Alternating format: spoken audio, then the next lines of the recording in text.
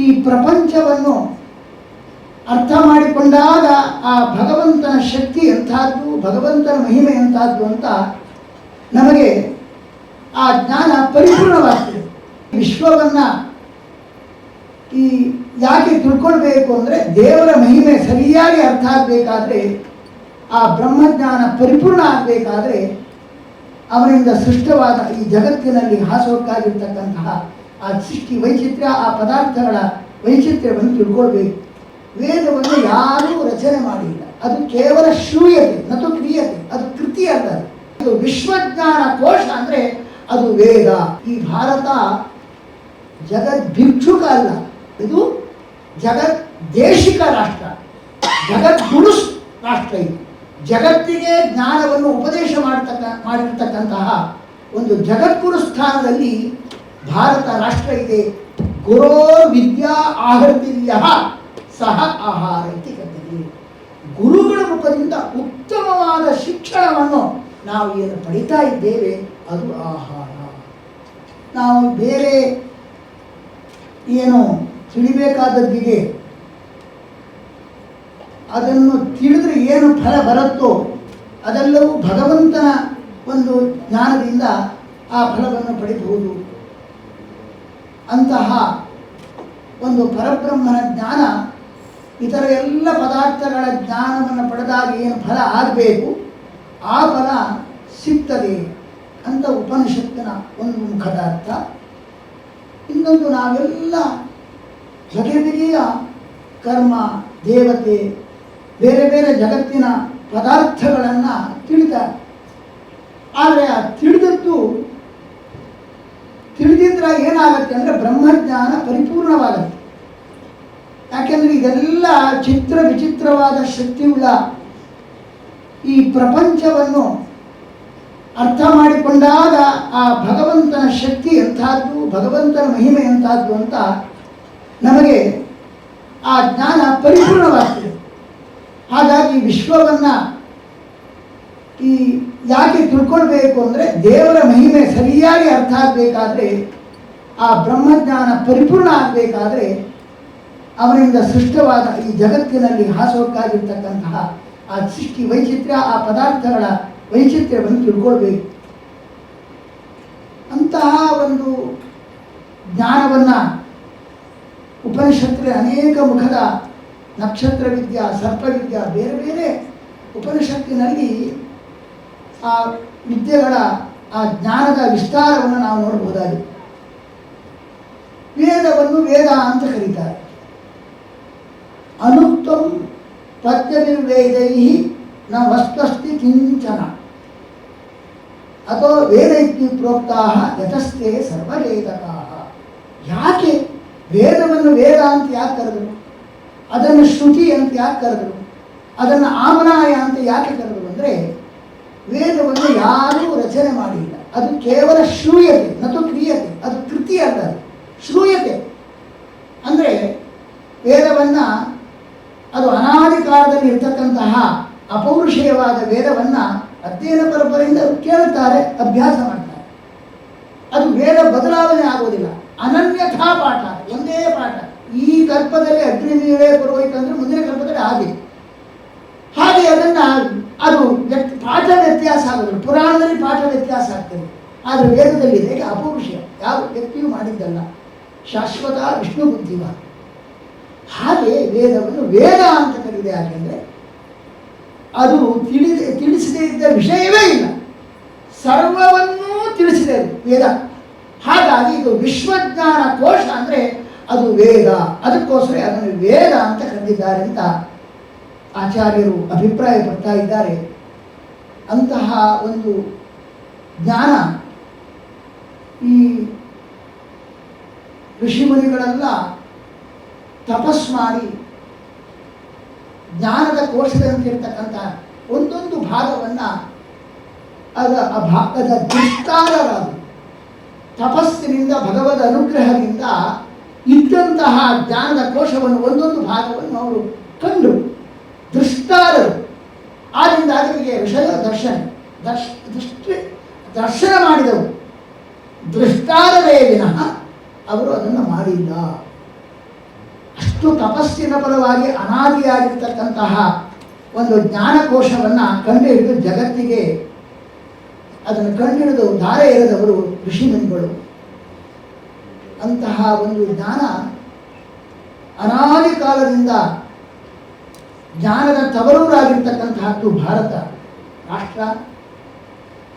ಇದು ಈ ಭಾರತ ಜಗದ್ಭಿಕ್ಷುಕ ಅಲ್ಲ, ಜಗತ್ತಿನಲ್ಲಿ ಭಿಕ್ಷೆ ಪಡ್ತಕ್ಕಂತಹ ರಾಷ್ಟ್ರ ಇಲ್ಲ. ಇದು ಜಗದ್ದೇಶಿಕ ರಾಷ್ಟ್ರ, ಜಗದ್ಗುರು ರಾಷ್ಟ್ರ. ಇದು ಜಗತ್ತಿಗೆ ಜ್ಞಾನವನ್ನು ಉಪದೇಶ ಮಾಡಿರ್ತಕ್ಕಂತಹ ಒಂದು ಜಗದ್ಗುರು ಸ್ಥಾನದಲ್ಲಿ ಭಾರತ ರಾಷ್ಟ್ರ ಇದೆ. ನಮಗೆಲ್ಲರೂ ಇದು ಹೆಮ್ಮೆಯ ವಿಷಯ ಆಗಬೇಕು. ಆದರೆ ಇವತ್ತು ನಮ್ಮಲ್ಲಿ ಅಪಾರವಾದಂತಹ ಜ್ಞಾನದ ಸಂಪತ್ತಿದ್ದರೂ ಕೂಡ ಅದನ್ನು ನಾವು ಮೂಲೆಪಾಲು ಮಾಡಿದ್ದೇವೆ. ಬ್ರಿಟಿಷರ ಒಂದು ಶಿಕ್ಷಣ ಅದು ರಾಷ್ಟ್ರಕ್ಕೆ ವಿಕಾಸಕಾಲ, ರಾಷ್ಟ್ರಕ್ಕೆ ಮಾರಕವಾಗಿರ್ತಕ್ಕಂತಹ ಶಿಕ್ಷಣ ನೀತಿ, ಅದನ್ನು ನಾವು ಇವತ್ತಿಗೂ ಅನುಸರಿಸ್ತಾ ಇದ್ದೀವಿ. ಇದು ರಾಷ್ಟ್ರಕ್ಕೆ ಕೊಟ್ಟಂತಹ ಶಿಕ್ಷೆಯೇ ವಿನಃ ಕನ್ನಡ ಶಿಕ್ಷೆ. ಈ ರೀತಿಯಾಗಿ ರಾಷ್ಟ್ರದ ವಿಕಾಸಕ್ಕೆ ಮಾರಕವಾಗಿರ್ತಕ್ಕಂತಹದ್ದು. ಅದನ್ನು ನಾವು ಇವತ್ತಿಗೂ ಕೂಡ ಉತ್ತಮವಾದಂತಹ ಜ್ಞಾನ ಇದ್ದರೂ ಕೂಡ ಅದನ್ನು ಬೋಧನೆ ಮಾಡುವ ರೀತಿ ಸರಿಯಿಲ್ಲ, ಅದನ್ನು ಉಪೇಕ್ಷೆ ಮಾಡಿ ಬಿಟ್ಟಿದ್ದೇವೆ. ಇದು ರಾಷ್ಟ್ರದ ದೊಡ್ಡ ದುರಂತ. ಆದ್ದರಿಂದಾಗಿ ನಮ್ಮ ಶ್ರೀಮತಿ ಇಂದುಮತಿ ಕಾಡದೇರೆಯವರು ದೊಡ್ಡ ಕೆಲಸ ಮಾಡಿದ್ದಾರೆ. ಎಷ್ಟು ಅಲ್ಲಿರ್ತಕ್ಕಂತಹ ಜ್ಞಾನವನ್ನು ಸಂಗ್ರಹ ಮಾಡಿ ಪುಸ್ತಕ ತಾನು ರಚನೆ ಮಾಡಿದ್ದಲ್ದೇನೆ ಯಾರ್ಯಾರು ಆ ಗ್ರಂಥವನ್ನು ರಚನೆ ಮಾಡಿದ್ದಾರೆ ಅದನ್ನೆಲ್ಲ ಸಂಪಾದನೆ ಮಾಡಿ ಅದನ್ನು ಒಂದು 1051 ಪುಸ್ತಕಗಳನ್ನು ಏನೊಂದು ಪ್ರಕಾಶನ ಮಾಡಿದ್ದಾರೆ. ನಾನು ಹೇಳೋದು ಒಂದು ದೊಡ್ಡ ಕೆಲಸ. ವಿಶ್ವ ಜ್ಞಾನ ಮಧುಕರಿ, ಎಲ್ಲ ಜ್ಞಾನ ಇದೆ. ಅದು ವೈದ್ಯಕೀಯದ ಬಗ್ಗೆ ಆಗಿ, ರಾಜನೀತಿಯ ಬಗ್ಗೆ ಆಗಿ, ಸಂಸ್ಕಾರದ ಬಗ್ಗೆ ಆಗಿ, ವೇದದ ಪ್ರತಿಯೊಂದು ವಿಷಯವನ್ನು ಕೂಡ ಸಂಗ್ರಹ ಮಾಡಿ ಈ ಪುಸ್ತಕ ಪ್ರಕಾಶನ ಮಾಡಿದ್ದಾರೆ. ಅಂದರೆ ಇದು ನಮಗೆ ದೊಡ್ಡ ಸಂಪತ್ತು, ಯಾರು ಮಾಡುವರಿಲ್ಲ. ಅಂಥ ದೊಡ್ಡ ಕೆಲಸವನ್ನು ಒಬ್ಬರು ಮಾಡಿದ್ದಾರೆ. ವಿಶ್ವಜ್ಞಾನ ಮಧುಕರಿ ಅಂತ ಹೇಳಿದ್ರೆ ಅವರಿಗೆ ಅದು ನಾನು ಸುಮ್ಮನೆ ಮುಖಸ್ತುತಿ ಅಲ್ಲ, ಮುಖಸ್ತುತಿ ಆಗುವುದಿಲ್ಲ ಅಂತ ಹೇಳ್ತಾ ಇದ್ದಾರೆ. ಆದರೆ ನಮ್ಮ ಕೃತಜ್ಞತೆ, ರಾಷ್ಟ್ರಕ್ಕೆ ಇಂಥ ಒಂದು ದೊಡ್ಡ ಸಂಪತ್ತನ್ನು ಕೊಟ್ಟಿದ್ದಾರೆ ಅಂದರೆ ನಾವು ಆ ಕೃತಜ್ಞತೆ ತೋರಿಸ್ತಕ್ಕಂತಹದ್ದು ನಮ್ಮೆಲ್ಲರ ಕರ್ತವ್ಯ. ಆದ್ದರಿಂದಾಗಿ ತುಂಬ ಸಂತೋಷದಿಂದ ಅವರನ್ನು ನಾವು ಅಭಿನಂದಿಸ್ತಾ ಇದ್ದೇವೆ. ನಮ್ಮ ಇದು ಅಡಿಗೆ ತಯಾರು ಮಾಡಿ ಇಟ್ಟಾಗಿದೆ. ಗುರೋ ವಿದ್ಯಾ ಆಹೃತಿಯ ಸಹ ಆಹಾರ ಇತ್ಯಕಥ್ಯತೆ. ಉಪನಿಷತ್ತಿನ ಮಾತು ಬರ್ತದೆ, ಆಹಾರ ಶುದ್ಧವು ಸತ್ವಶುದ್ಧಿ, ಸತ್ವಶುದ್ಧವು ಸ್ಮೃತಿ ಲಂಬ, ಸ್ಮೃತಿರ್ಲಂಬೆ ವಿಪ್ರಮೋಕ್ಷ ಅಂತ. ಶುದ್ಧವಾದ ಆಹಾರ ಸಿಕ್ಕಿದ್ರೆ ಮನಸ್ಸು ಶುದ್ಧಿಯಾಗತ್ತೆ. ಮನಸ್ಸು ಶುದ್ಧಿಯಾದರೆ ಧ್ರುವಾ ಸ್ಮೃತಿ, ಸ್ಥಿರವಾದ ಚಿಂತನ ಉಂಟಾಗತ್ತೆ. ಸ್ಥಿರವಾದ ಚಿಂತನ ಜ್ಞಾನದಿಂದಾಗಿ ಎಲ್ಲ ಸಮಸ್ಯೆ, ಅದು ನಮ್ಮ ಸಂಸಾರ ರೋಗ ಎಲ್ಲ ಸಮಸ್ಯೆಯೂ ಕೂಡ ಪರಿಹಾರ ಆಗುತ್ತೆ. ಹಾಗಾಗಿ ರೋಗದ ಒಂದು ಕ್ಷೇಮ, ವೈಯಕ್ತಿಕವಾದ ಕ್ಷೇಮ ಎಲ್ಲಿ ನಿಂತಿದೆ ಅಂತ ಹೇಳಿಬಿಟ್ರೆ ಶುದ್ಧ ಆಹಾರದಲ್ಲಿ ನಿಂತಿದೆ. ಸಾಮಾನ್ಯ ಒಂದು ಅರ್ಥ ಉಂಟು. ನಮ್ಮ ದೇಹಕ್ಕೆ ಸಂಬಂಧಪಟ್ಟಂಥ ಆಹಾರ ಚೆನ್ನಾಗಿ ಸಾತ್ವಿಕ ಆಹಾರ ತಗೊಂಡ್ರೆ, ಯಾಕಂದರೆ ನಾವು ತಿಂತಕ್ಕಂಥ ಆಹಾರ ಸೂಕ್ಷ್ಮ ರೂಪ ಮನಸ್ಸಿಗೆ ಹೋಗುತ್ತೆ. ನ್ಯಾಯದಿಂದ ಸಂಪಾದನೆ ಮಾಡಿದ ಶುದ್ಧವಾದ ಶಾಸ್ತ್ರೀಯವಾದ ಆಹಾರವನ್ನು ಸ್ವೀಕಾರ ಮಾಡಿದರೆ ಮನಸ್ಸು ಮೇಲೆ ಪರಿಣಾಮ ಬೀರುತ್ತೆ. ಶುದ್ಧ ಆಹಾರದಿಂದ ಮನಸ್ಸು ಶುದ್ಧ ಆದರೆ ಶುದ್ಧ ಚಿಂತನೆ ಬರುತ್ತೆ. ಶುದ್ಧ ಚಿಂತನದಿಂದಾಗಿ, ಶುದ್ಧ ಜ್ಞಾನದಿಂದಾಗಿ ಎಲ್ಲ ಸಮಸ್ಯೆ ಪರಿಹಾರ ಆಗುತ್ತೆ. ಹಾಗಾಗಿ ರಾಷ್ಟ್ರದ ಕ್ಷೇಮ, ವೈಯಕ್ತಿಕ ಕ್ಷೇಮ ಶುದ್ಧ ಆಹಾರದಲ್ಲಿರುವಂಥದ್ದು. ಈ ಭೌತಿಕ ಆಹಾರ ಮಾತ್ರ ಅಲ್ಲ, ಆಚಾರ್ಯ ಮತ್ತೊಂದು ಅಧ್ಯಾತ್ಮಕದಿಂದ ಆ ಒಂದು ಉಪನಿಷತ್ ಭಾಗವನ್ನು ನೋಡ್ತಾ ಹೇಳ್ತಾ ಇದ್ದಾರೆ. ಏನು ಆಹಾರ ಅಂದರೆ ಗುರೋ ವಿದ್ಯಾ ಆಹೃತಿಯ ಸಹ ಆಹಾರ ಇತಿ ಕಥೆ. ಗುರುಗಳ ರೂಪದಿಂದ ಉತ್ತಮವಾದ ಶಿಕ್ಷಣವನ್ನು ನಾವು ಏನು ಪಡಿತಾ ಇದ್ದೇವೆ ಅದು ಆಹಾರ. ಅದು ಶುದ್ಧಿ ಇದ್ರೆ ಮಾತ್ರ ಮನಃಶುದ್ಧಿ, ಶ್ರೇಷ್ಠವಾದ ಚಿಂತನ, ಅದರಿಂದ ರಾಷ್ಟ್ರಕ್ಕೆ ಕ್ಷೇಮ. ಆದ್ದರಿಂದಾಗಿ ಇವತ್ತು ನಿಜವಾಗಿಯೂ ಕೂಡ ಪ್ರಾಚೀನ ಆ ಜ್ಞಾನದ ಶಿಕ್ಷಣ ಅತ್ಯವಶ್ಯಕವಾಗಿದೆ. ನಮ್ಮ ಬ್ರಿಟಿಷರು ಹೇಳಿರ್ತಕ್ಕಂತಹ ಈ ಶಿಕ್ಷಣ ನೀತಿಯನ್ನು ನಾವು ಬಿಡಬೇಕು. ಅದು ನಮ್ಮ ಮಕ್ಕಳಿಗೆ, ನಮ್ಮ ರಾಷ್ಟ್ರಕ್ಕೆ ದೊಡ್ಡ ಶಿಕ್ಷೆ, ಅದು ಕನ್ನಡ ಶಿಕ್ಷೆ. ಅದನ್ನು ದೂರ ಮಾಡಿ ರಾಷ್ಟ್ರ ರಕ್ಷೆ ಆಗಬೇಕಾದ್ರೆ ನಮ್ಮ ಹಿಂದೂಮತಿ ಹೇಳಿದವರಂತೆ ಪ್ರಾಚೀನ ಜ್ಞಾನದ ಪ್ರತಿಷ್ಠೆ ಆಗಬೇಕು. ಆ ಪ್ರಾಚೀನ ಜ್ಞಾನದ ಪ್ರತಿಷ್ಠೆ ಆದರೆ ಮಾತ್ರ ರಾಷ್ಟ್ರದ ಕ್ಷೇಮದ ಪ್ರತಿಷ್ಠೆ ಆಗುತ್ತೆ, ರಾಷ್ಟ್ರ ರಕ್ಷೆ ಆಗಲಿಕ್ಕೆ ಸಾಧ್ಯ.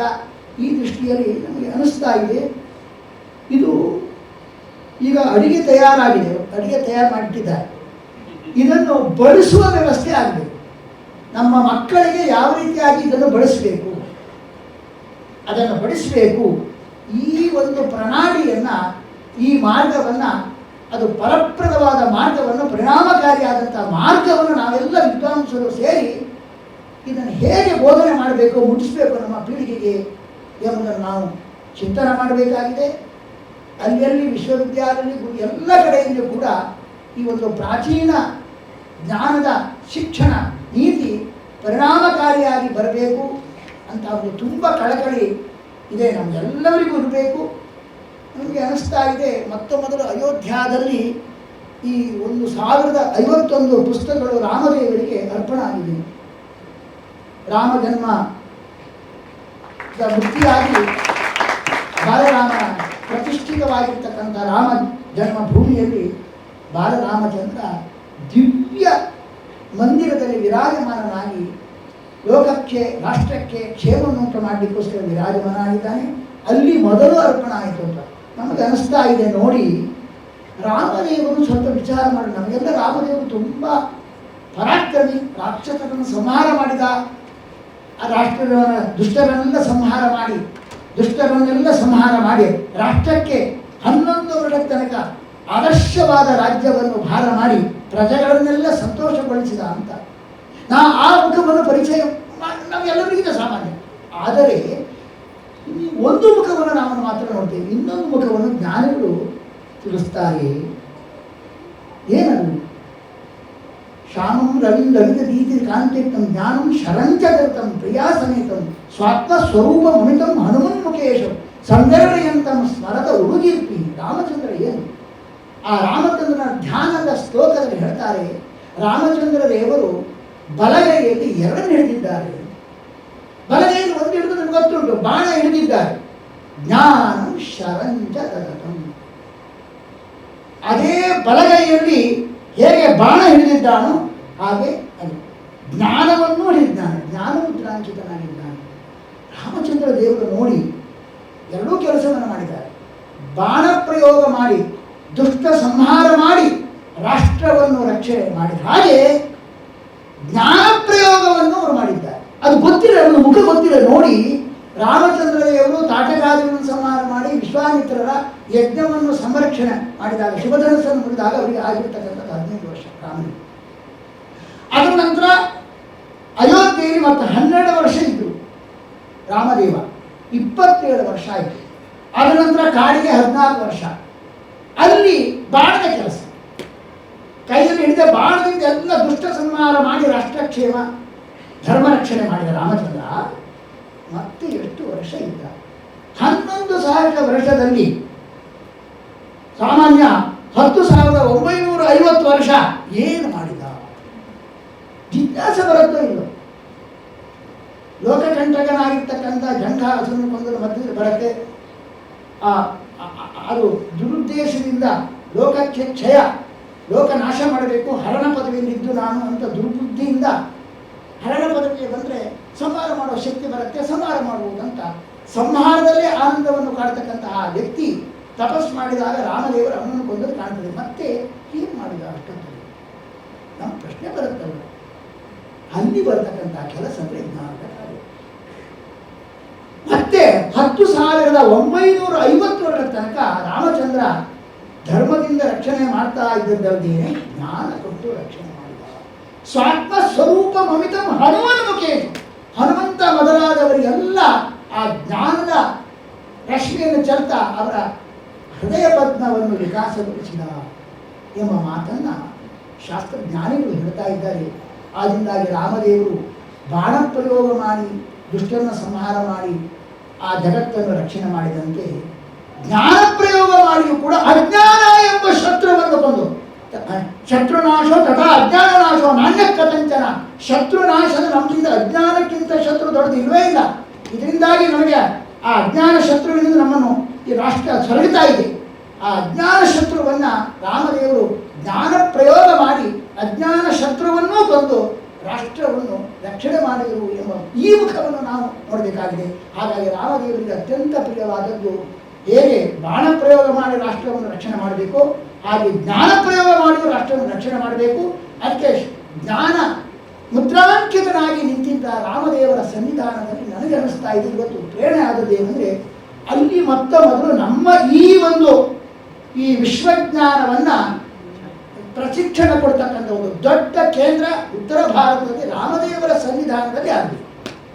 ಒಂದು ಉತ್ತರ ಭಾರತದಲ್ಲಿ ಆದರೆ ಇನ್ನೊಂದು ಪರಿಣಾಮಕಾರಿಯಾಗಿ ಇಷ್ಟು ಸಂಗ್ರಹ ಮಾಡಿದ್ದಾರೆ, ಪರಿಶ್ರಮ ಪಟ್ಟು ಅಂತ ವಿವಿಧ ಜ್ಞಾನದ ಶಿಕ್ಷಣ ಒಂದು ಕೇಂದ್ರ ಕರ್ನಾಟಕದಲ್ಲಿ ಆಗಬೇಕು ಅಂತ ನಮ್ಮ ಅಭಿಪ್ರಾಯ. ದಕ್ಷಿಣ ಭಾರತ ಕಾರಣ ಏನೆಂದರೆ 3 ಮತಾಚಾರ್ಯರ ಸಂಬಂಧವುಳ್ಳಂತಹ ಕ್ಷೇತ್ರ ಇದು. ರಾಮಾನುಜಾಚಾರ್ಯರು ಸಂಬಂಧ ಇದೆ, ಶಂಕರಾಚಾರ್ಯರ ಸಂಬಂಧ ಇದೆ, ಆಚಾರ್ಯ ಮಧ್ವರಂತೂ ಇದೆ, ಜನ್ಮ ವ್ಯಕ್ತಿ ಕಾರ್ಯಕ್ಷೇತ್ರ. ಹಾಗೆ 3 ಆಚಾರ್ಯರ ಸಂಬಂಧವುಳ್ಳಂತಹ ಕರ್ನಾಟಕದಲ್ಲಿ ಇಂತಹ ಪ್ರಾಚೀನ ಆ ಒಂದು ಶಿಕ್ಷಣ ಕೇಂದ್ರ, ಇಲ್ಲಿ ಆ ಜ್ಞಾನದ ಶಿಕ್ಷಣ ಕೇಂದ್ರ ಆಗಬೇಕು, ದೊಡ್ಡ ಮಟ್ಟದಲ್ಲಿ ಆಗಬೇಕು. ಅದನ್ನು ಕೇಂದ್ರೀಕರಿಸಿಕೊಂಡು ಬೇರೆ ಬೇರೆ ವಲಯದಲ್ಲಿ, ಗುರುಕುಲದಲ್ಲಿ ಬೇರೆ ಬೇರೆ ವಲಯದಲ್ಲಿ ಇಂತಹ ಒಂದು ಪ್ರಾಚೀನ ಜ್ಞಾನ ಶಿಕ್ಷಣದ ಒಂದು ಪದ್ಧತಿ ಪರಿಣಾಮಕಾರಿಯಾಗಿ ಬಂದರೆ ಇಂತಹ ಜ್ಞಾನ ಪ್ರತಿಷ್ಠೆಯಿಂದ ರಾಷ್ಟ್ರದ ಅಭ್ಯುದಯ ಪ್ರತಿಷ್ಠೆ ಆಗತ್ತೆ, ರಾಷ್ಟ್ರದ ಕ್ಷೇಮದ ಪ್ರತಿಷ್ಠೆ ಆಗತ್ತೆ. ಅವರು ಪಟ್ಟಿರ್ತಕ್ಕಂತಹ ಶ್ರಮ ಸಾರ್ಥಕವಾಗ್ತಾ ಇದೆ. ಒಂದು ಮಾತಿದೆ, ಇದ್ದಾರೆ ಸ್ತ್ರೀ ಬುದ್ಧಿ ಪ್ರಲಯಂಕರಿ ಅಂತ. ಸ್ತ್ರೀಯರೇ ಎಲ್ಲ ಸ್ತ್ರೀಯರದ್ದಲ್ಲ, ಇವರು ಶೂರ್ಪಣಕೆ ಅಂತ ಅವ್ರದ್ದು ಅಂತ ಇಟ್ಕೊಳ್ಬೇಕು. ಅದು ಪ್ರಳಯವನ್ನು ಸರ್ವನಾಶಕರಿ ಅಂತ. ಆದರೆ ನಮ್ಮ ಹಿಂದೂಮತಿ ಅಂತವರ ಸ್ತ್ರೀ ಬುದ್ಧಿ ರಾಷ್ಟ್ರ ಕ್ಷೇಮಂಕರಿ, ರಾಷ್ಟ್ರಕ್ಕೆ ಕ್ಷೇಮಕರವಾಗುವ ರೀತಿಯಲ್ಲಿ ಅವರ ಬುದ್ಧಿ ಇದೆ. ಅವರ ಬುದ್ಧಿಯ ಪರಿಶ್ರಮ ತುಂಬ ಸಂತೋಷವಾಗ್ತಾ ಇದೆ. ಅವರ ವಿಶೇಷವಾದಂತಹ ಅವರ ಜ್ಞಾನ ಕಾರ್ಯಕ್ಕೆ ಭಗವಂತ ವಿಶೇಷವಾಗಿ ಅನುಗ್ರಹಿಸಲಿ. ಇನ್ನಷ್ಟು ಅವರ ಸಂಗ್ರಹ ಮಾಡಿದ ಆ ಜ್ಞಾನ ವಿಶ್ವಜ್ಞಾನ ಮಧುಕೋಶ ಏನಿದೆ ಅದನ್ನು ರಚನೆ ಮಾಡಿರ್ತಕ್ಕಂಥ ಅವರನ್ನು ಮತ್ತೆ ವಿಶ್ವಜ್ಞಾನ ಮಧುಕರಿ ಎಂಬಂತಹ ಬಿರುದಿನಿಂದ ಅವರಿಗೆ ದೇವರ ಅನುಗ್ರಹವನ್ನು, ರಾಮದೇವರ ಅನುಗ್ರಹವನ್ನು, ಜ್ಞಾನವಂತರಾಗಿದ್ದಾದ ನಮ್ಮ ಉಪಾಸ್ಯ ಮೂರ್ತಿಯಾದ ರಾಮದೇವರ ಅನುಗ್ರಹ ರಕ್ಷಾಕವಚ ಅವರಿಗೆ ಸರ್ವದಾ ಇರಲಿ. ಅವರ ಪರಿಶ್ರಮ ನಾವೆಲ್ಲರೂ ಅರ್ಥ ಮಾಡಿಕೊಂಡು, ವಿದ್ವಾಂಸರು, ಶಿಕ್ಷಣ ತಜ್ಞರು ಎಲ್ಲರೂ ನೆನಕೊಂಡು ರಾಷ್ಟ್ರದ ಅಸ್ಮಿತಾವಹವಾದಂತಹ ಕಾರ್ಯವನ್ನು ನಾವೆಲ್ಲರೂ ಶಿಕ್ಷಣದಲ್ಲಿ ಹೊಸ ಕ್ರಾಂತಿಯನ್ನು ತರಬೇಕು. ಆ ದಿಶೆಯಲ್ಲಿ ಮತ್ತೆ ಮತ್ತೆ ಚರ್ಚೆಯಾಗಿ ಆದಷ್ಟು ಬೇಗ ಆ ಎಲ್ಲ ಗುರುಕುಲದ ಎಲ್ಲ ವಿಶ್ವವಿದ್ಯಾಲಯ, ಹೈಸ್ಕೂಲ್ ಎಲ್ಲ ಕಡೆಯಲ್ಲೂ ಕೂಡ ಈ ಪರಿಣಾಮಕಾರಿಯಾಗಿರ್ತಕ್ಕಂತಹ ಒಂದು ಆ ಪ್ರಾಚೀನ ಸರ್ವಜ್ಞಾನದ ಶಿಕ್ಷಣ ನೀತಿ ಜಾರಿಯಾಗಲಿ. ಇದಕ್ಕೆ ರಾಷ್ಟ್ರಕ್ಕೆ ಕ್ಷೇಮವಾಗಲಿ. ನಾವೆಲ್ಲರೂ ಇದನ್ನು ಕೂತ್ಕೊಂಡು ಬಹಳ ಉತ್ಸಾಹದಿಂದ, ಬಹಳ ಶ್ರದ್ಧೆಯಿಂದ ಇದನ್ನು ಜಾರಿಗೆ ತಂದು ನಮ್ಮ ಋಷಿಮುನಿಗಳ ಜ್ಞಾನ ಅವರು ಸಂರಕ್ಷಣೆ ಮಾಡ್ಕೊಂಡು ಬಂದಿದ್ದಾರೆ.